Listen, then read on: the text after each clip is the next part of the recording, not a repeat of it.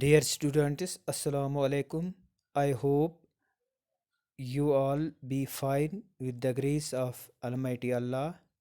My dear students, open your EVS book, chapter number 6, page number 49. تو پیارے بچوں، جیسا کہ آپ کو معلوم ہے کہ آج ہم safe drinking water chapter number 6 پڑھ رہے ہیں، تو پیارے بچوں آج ہم پیج نمبر 49 پڑھیں گے۔ تو پیارے بچوں آپ اپنی کتاب کی طرف دھیان دو، اپنی ای وی ایس کتاب کی طرف دھیان دو، پیج نمبر 49 کی طرف۔ تو شروع کرتے ہیں پیارے بچوں۔ انڈر گراؤنڈ واٹر میں be used for drinking and agriculture.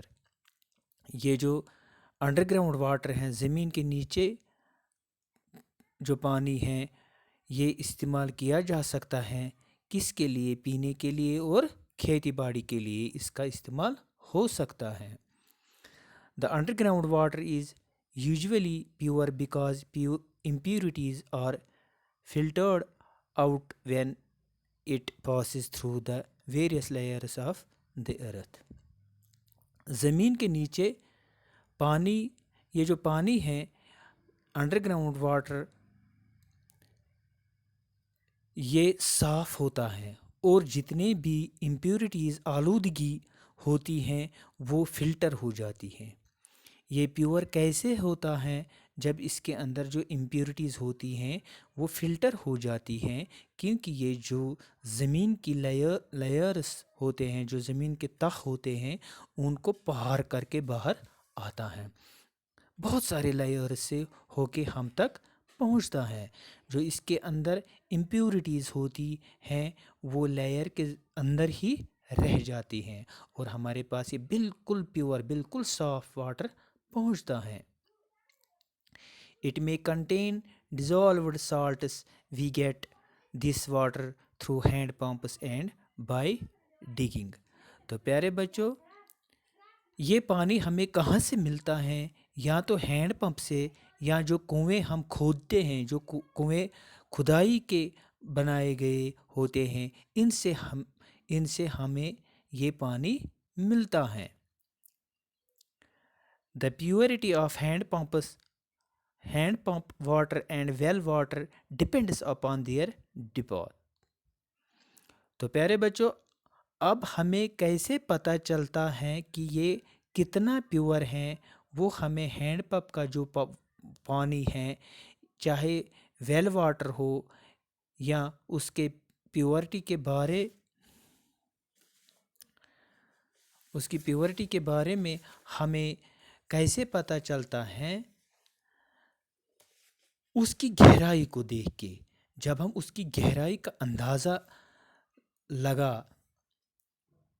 دے کہ یہ کتنا گہرا ہے، ہمیں پتہ ہوتا ہے کہ اس کی گہرائی کتنی ہے، تو ہم کہہ سکتے ہیں یہ پانی جو ہے وہ پیور ہے۔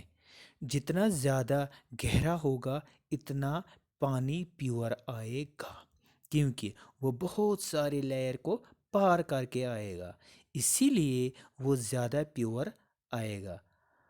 اور جتنا کم گہرا ہوگا پیارے بچوں اتنا وہ امپیور ہوگا۔